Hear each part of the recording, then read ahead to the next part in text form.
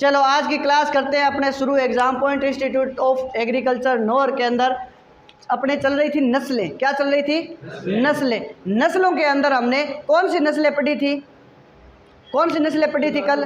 दुधारू नस्लें। कौन सी पढ़ी थी? दुधारू या दुग्ध वाली नस्लें, जिसके अंदर अपने 5 नस्लों की बात की थी और जिसकी ट्रिक भी ये थी, सीसा गिरा दे। सी से बनता है लाल सिंधी या रेड सिंधी, सा से साहिवाल, गी से गिर, रा से राठी और दे से देवनी। ये 5 नस्लें अपने पढ़ी थी। आज अपने बात करते हैं द्विप्रयोजनी नस्लें। कौन सी नस्लें? द्विप्रयोजनी नस्लें। तो सभी बच्चे हेडिंग लगाएंगे द्विप्रयोजनी नस्लें।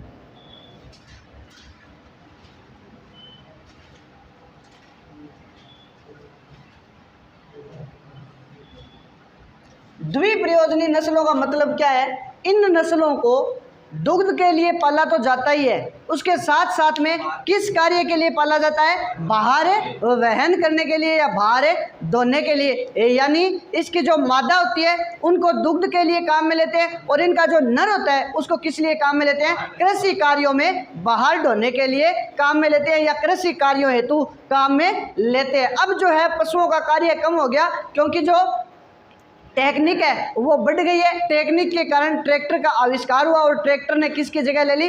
बैलों की, पशुओं की जगह ले ली। लेकिन जो राजस्थान के अंदर पहले क्या होता था? सर्वाधिक पशुओं का उपयोग होता था, चाहे वो रहट खींचने के लिए हो, चाहे वो फसल निकालने के लिए हो, चाहे फसल की बुआई करने के लिए हो। अन्य समस्त क्रियाएं किससे लेते थे? अपने काम में करते थे, पशुओं से काम में लेते थे। तो लिखो द्विप्रयोजनी नस्लें, और द्विप्रयोजनी नस्लों में लिखो इन नस्लों का प्रयोग या इन पशुओं का प्रयोग, इन नस्लों या इन पशुओं का प्रयोग दुग्ध उत्पादन के साथ साथ, दुग्ध उत्पादन के साथ साथ भार वहन के लिए किया जाता है। भार वहन के लिए किया जाता है। थारपारकर नस्ल कल पढ़ ली थी क्या? वो नॉर्मल बताया था, इसको सफेद सिंधी या ग्रे सिंधी के नाम से जाना जाता है, ये पढ़ा था ना। चलो लिखो पहली नस्ल द्विप्रयोजनी नस्लों के अंदर अपने पढ़ेंगे थारपारकर। क्या पढ़ेंगे रे? पहली नस्ल है थारपारकर। लिखो थारपारकर। क्या होती है थारपारकर? इसकी विशेषताएं, इसके अन्य नाम, इसकी उत्पत्ति स्थान, इसका जो दुग्ध उत्पादन कितना है और इसकी फैट कितनी है, और राजस्थान या अन्य क्षेत्रों में किस कारण ये प्रसिद्ध है, क्या इसकी विशेषता है, ये अपने सारे के सारे क्या पढ़ेंगे? इस नस्ल के अंदर पढ़ेंगे। तो थारपारकर का लिखो अन्य नाम। क्या लिखना है अपने को? अन्य नाम। अन्य नाम में क्या है रे? सफेद सिंधी है या नहीं है? ग्रे सिंधी भी लिखो, तो सफेद सिंधी,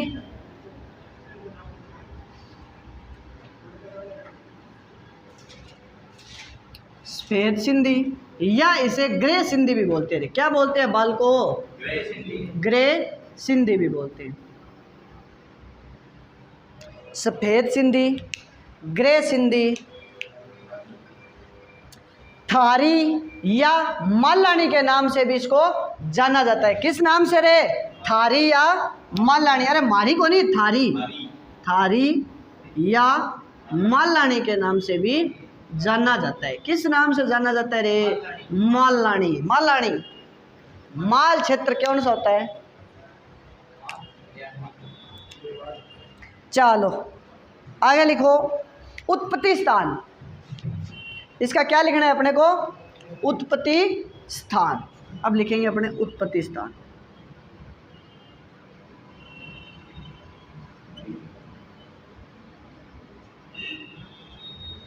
ये जो है पाकिस्तान के, कहाँ से है पाकिस्तान में? पाकिस्तान के सिंध प्रांत में, सिंध प्रांत में कौन सा क्षेत्र है? थार पारकर क्षेत्र है। कौन सा क्षेत्र है बालको? थार पारकर क्षेत्र के अंदर क्या होता है? इसका उत्पत्ति स्थान है हुआ था। ये आप लिख लो, उत्पत्ति स्थान अन्य नाम।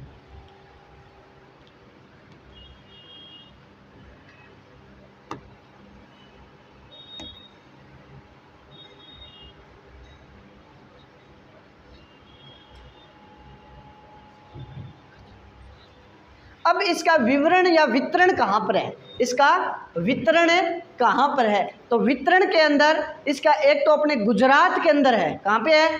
गुजरात में। और दूसरा कहाँ पे है? राजस्थान के अंदर है। कहाँ पे है रे? राजस्थान में। तो इसका 2 स्टेट के अंदर वितरण है, एक तो गुजरात में और एक है राजस्थान में। तो गुजरात के 2 क्षेत्र आते हैं, कौन कौन से रे?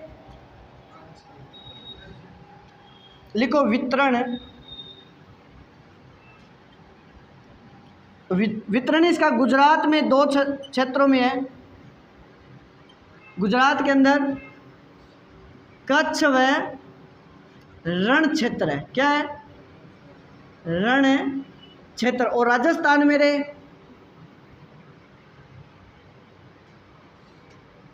राजस्थान में कहाँ पे है बताओ? कहाँ पे है? जैसलमेर में है क्या?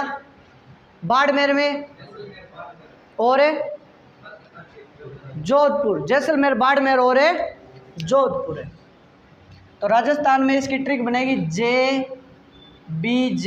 JBJ, जे से जैसलमेर, जैसलमेर, बाड़मेर और जोधपुर। जैसलमेर, बाड़मेर और जोधपुर में क्या पाई जाती है? थार पारकर नस्ल पाई जाती है।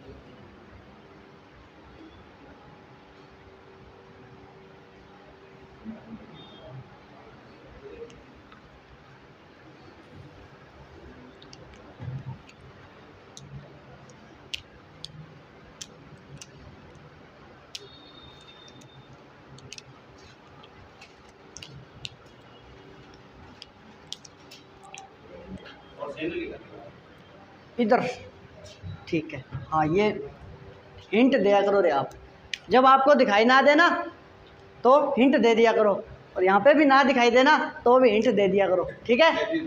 हाँ, क्योंकि आपको दिखाई देता है सारा कुछ।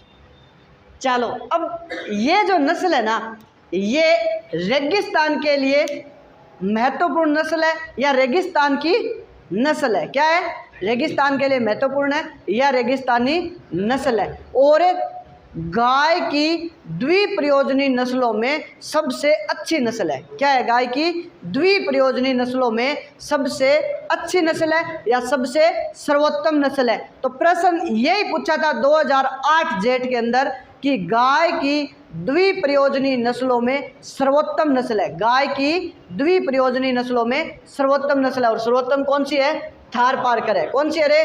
थार पारकर है। तो यहाँ पे अपने लिख सकते हैं कि गाय की द्विप्रयोजनी नस्लों में, द्विप्रयोजनी नस्लों में ये क्या है? सर्वोत्तम है। कौन सी है रे? सर्वोत्तम। और अपने बात की थी सर्वोत्तम जो पशु होता है उसके अंक कितने होते हैं? 75 से अधिक, 75 से अधिक होने चाहिए। क्या? सर्वोत्तम पशु का जब चयन करते हैं तो गुणांकन तालिका विधि के अंदर 10.5 एक पशु का जो क्रम था, सा से शारीरिक, सा से सामान्य गुण, दे से डेयरी गुण, द से दुग्ध उत्पादन और सा से शारीरिक विशेषता, ठीक है? तो ये क्या थी? 10.5 था। इसके अंदर 75 से अधिक अंक वाला पशु क्या होता है? सर्वोत्तम श्रेणी का होता है। ये लिखो, गाय की द्विप्रयोजनी नस्लों में सर्वोत्तम है। अब नीचे लिखो, नीचे लिखो, बेल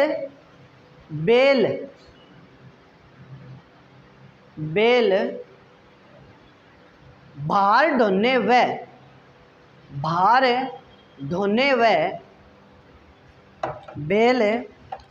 ढोने व गाड़ी खींचने के काम में आते हैं। बेल क्या काम आते हैं इसके? गाड़ी खींचने और कृषि कार्यों में काम में आते हैं। वो लिख लो, पूर्णतः रेगिस्तानी नस्ल है। पूर्णतः रेगिस्तानी नस्ल है। पूर्णतः रेगिस्तानी नस्ल है। अब इसका लिखो शरीर व सींग। शरीर व सींग क्या होते हैं? इसका मध्यम आकार का होता है। शरीर व सींग क्या होते हैं रे? मध्यम आकार के होते हैं। न तो ज़्यादा बड़े होते हैं तो न ज़्यादा छोटे होते हैं। शरीर व सींग मध्यम आकार के होते हैं और रंग इसका जो है वो सफ़ेद या हल्का भूरा होता है। सफ़ेद या हल्का भूरा क्या होता है रे? रंग। रंग सफ़ेद या हल्का भूरा होता है। ठीक है। अब इसकी बच गया दुग्ध उत्पादन और फैट। क्या बच गया? दुग्ध उत्पादन और फैट। चलो लिखो दुग्ध उत्पादन।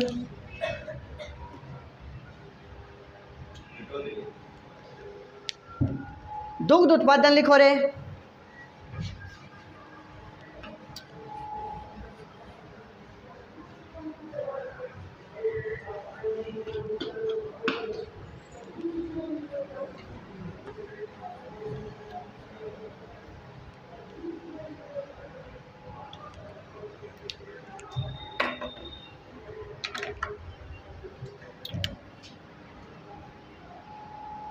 दुग्ध उत्पादन कितना होता है? 1600 से 2000 लीटर प्रति बयांत होता है। ठीक है। और इसकी फैट क्या होती है रे? फैट 4 से 4.5% क्या पाई जाती है? वसा पाई जाती है। 4 से 4.5%। 4 से 4.5% क्या पाई जाती है? बाल को वसा पाई जाती है। ये अपने क्या लिखा था आपने? थारपारकर जो नस्ल है ये द्विप्रयोजनी नस्ल है। इसके जो बैल है वो कृषि कार्यों के अंदर और उसके साथ साथ में गाड़ी खींचने के लिए काम में ले जाते हैं। तो इसका जो नर गाय होती है, मादा गाय होती है, उसका क्या काम में लेते हैं? मादा गाय को दुग्ध के लिए काम में लेते हैं। और द्विप्रयोजनी नस्लों में सर्वोत्तम नस्ल कौन सी है? थारपारकर है। और पाकिस्तान के सिंध प्रांत के थारपारकर क्षेत्र में पाई जाती है। और गुजरात के 2 क्षेत्र कौन से? रण क्षेत्र व कच्छ क्षेत्र। कच्छ क्षेत्र व रण क्षेत्र। और राजस्थान के जैसलमेर, जोधपुर और बाड़मेर में ये गाय भरपूर मात्रा में पाई जाती है। उसके बाद में इसका रंग क्या था? सफ़ेद व हल्का भूरा रंग किस गाय का होता है? थारपारकर गाय का होता है। और इसके जो सींग होते हैं ये क्या होते हैं? मध्यम आकार के होते हैं। क्या होते हैं? मध्यम आकार के होते हैं। यहाँ कानी चाले तो डर कौन लगेगा? मारेगी तो सींग कठी काट देसी के। ऐसे सींग इसके नहीं पाए जाते। और शरीर भी क्या होता है? न तो ज़्यादा बड़ा होता है तो न बिल्कुल ही छोटी होती है। ठीक है। तो ये क्या थी? अपनी थारपारकर गाय थी। उसके बाद में लिखेंगे अपने हरियाणवी नस्ल। कौन सी नस्ल है? हरियाणवी। और सबसे ज़्यादा हरियाणा में कौन प्रसिद्ध है? सपना। शाबाश, क्या सोच आपकी। मैं तो आज ही नाम सुने होते हैं। चलो लिखो हरियाणवी। लिखो रे हरियाणवी।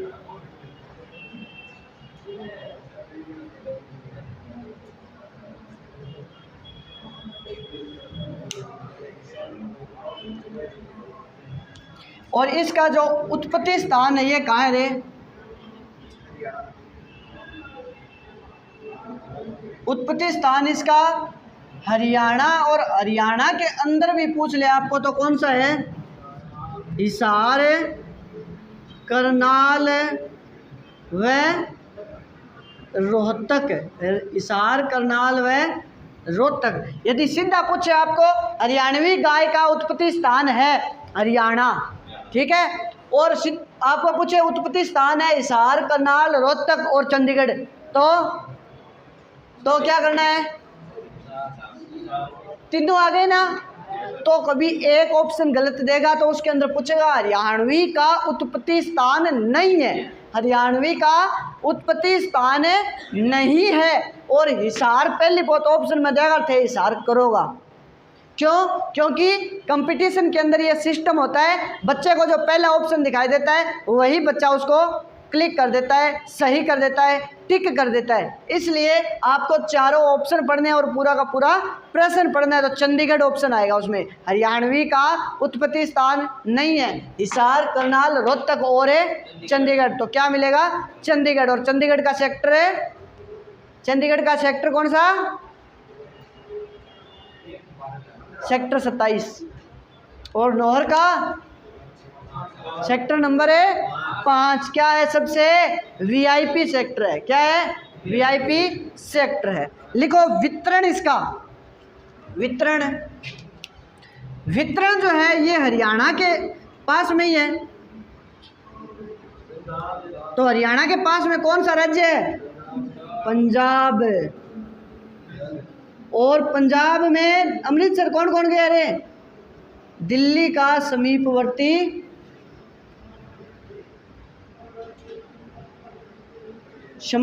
क्षेत्र कहाँ का? दिल्ली का। किस में आता है रे? हरियाणवी के वितरण में आता है। पंजाब में कहाँ पे गए हो? अमृतसर गए हो क्या आप? वहाँ पे क्या है? एक तो वाघा बॉर्डर है और क्या है? जलियांवाला बाग। जलियांवाला बाग हत्याकांड कब हुआ था?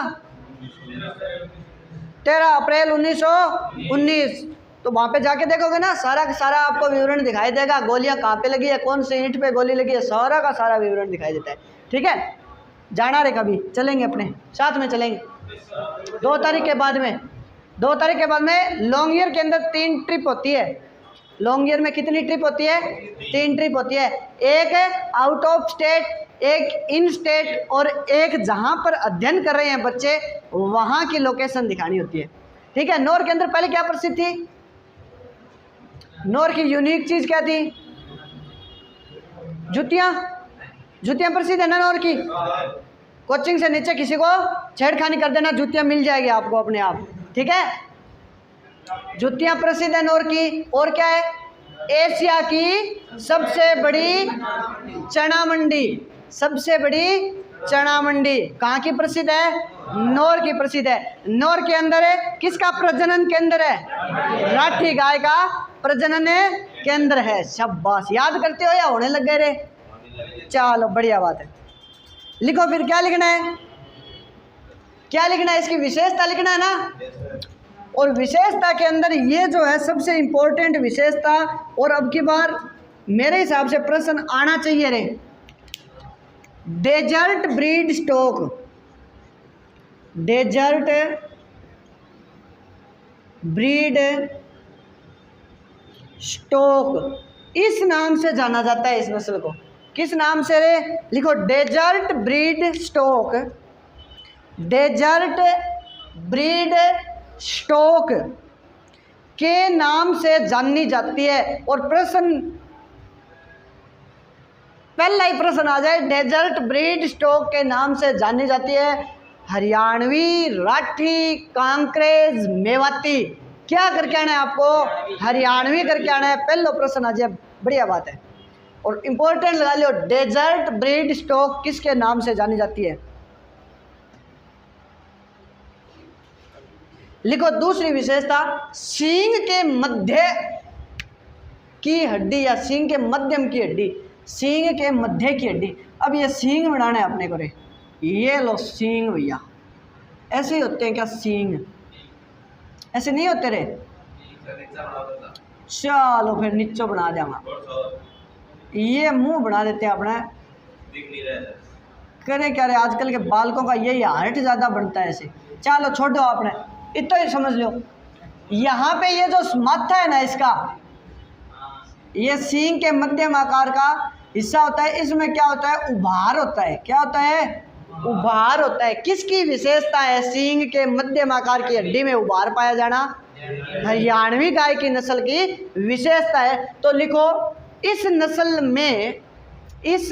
में सींगों के मध्यम की हड्डी, सींगों के मध्यम की हड्डी, सींगों के मध्यम की हड्डी उभार लिए हुए होती है, उभार लिए हुए होती है, ठीक है। और इसका जो कुब्बड़ होता है ना रे, कुब्बड़ देखा होगा आपने, पूरा अप होता है, उठा हुआ होता है ना कुब्बड़, कुब्बड़ उठा हुआ होता है। इसका क्या होता है? कुब्बड़ उठा हुआ। लिखो, कुब्बड़, कुब्बड़ उठा हुआ होता है, उठा हुआ होता है, ठीक है। चलो, अब कुब्बड़ इसका उठा हुआ होता है और कान क्या होते हैं इसके? छोटे छोटे होते हैं। क्या होते हैं? छोटे छोटे। तो ये चलता है तब कान चखता है ना बार बार। लिखो, कान छोटे होते हैं, कान छोटे होते हैं। और दुग्ध उत्पादन इसका होता है रे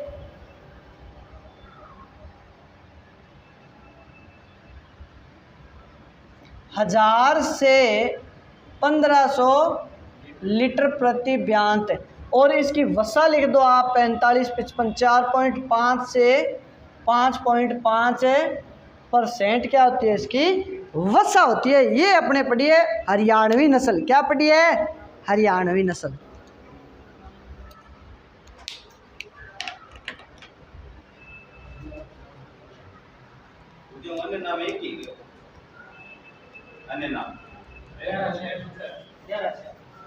ठीक है,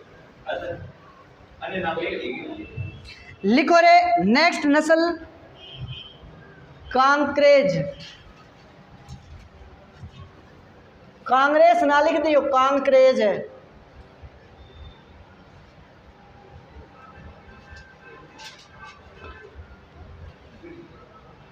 अब ये कितने सुंदर सॉन्ग है और आप गानों की महिमा को आजकल नष्ट कर रखते हैं, करते हैं ना।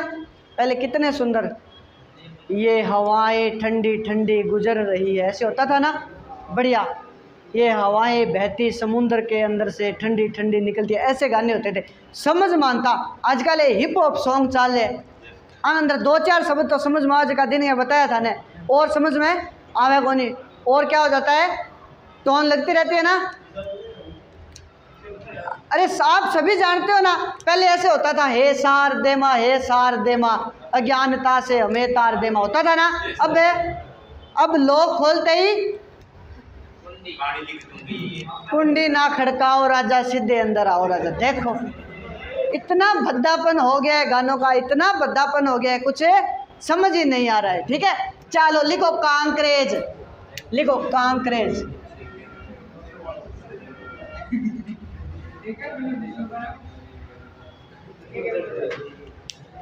अरे तो मोबाइल मैं भी तो चलाता हूँ, आप ही थोड़ी चलाते हो अकेले भाई। ऐसा हो सकता है, ऐसा हो सकता है वो है ना कि आपके पास महंगा मोबाइल हो सकता है, मेरे पास कोई 5-4 हज़ार और बढ़िया कहीं को नहीं खरीदे हो, उसके डिफरेंस इतना ही है, और तो कोई डिफरेंस नहीं है। और वो एग्रीकल्चर वाली शायरी है ना कि तुम फिजिक्स जितनी डिफ़िकल्ट पीरियर, मैं एग्रीकल्चर का डीप पीरियर, है ना। पढ़ा करो रे, शायरी वगैरह बढ़िया होता है, माइंड डेवलप होता है। चलो लिखो कांकरेज। कांकरेज नस्ल को बनियार नस्ल के नाम से जाना जाता है। किस नस्ल के नाम से जाना जाता है रे? बनियार के नाम से। इसका जो अन्य नाम है, जल्दी से कंप्लीट कर लो, आगे बढ़ दीजिए, जल्दी कंप्लीट करो, फिर दिखाएंगे आपको रहता बनियार के नाम से। और इसका जो उत्पत्ति स्थान है गुजरात का रण और कच्छ क्षेत्र होता है। गुजरात का रण और कच्छ क्षेत्र इसका क्या है? उत्पत्ति स्थान है। उत्पत्ति स्थान क्या है गुजरात का?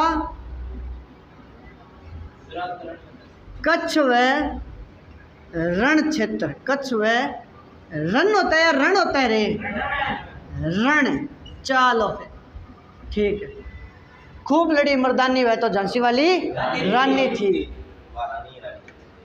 चलो लिखो वितरण, लिख लो रे इसका। वितरण होता है इसका बाड़मेर, जालोर, जालोर, लिखो बाड़मेर, जालोर, जोधपुर, बाड़मेर, जालोर, जोधपुर, जैसलमेर व डूंगरपुर, जैसलमेर व डूंगरपुर। आजकल तो वो एक ही गाना उसके अंदर वो चलता है ना, जब वो माला वाला प्रोग्राम होता है तब एक ही गाना समझ में आता है, बहारो फूल बरसाओ। हाँ हाँ, तो ये समझ, अरे हकीकत बात है, ये गाने समझ में आते हैं, नहीं आते क्या भाई? और इन गानों को आप कभी भी सुन सकते हो,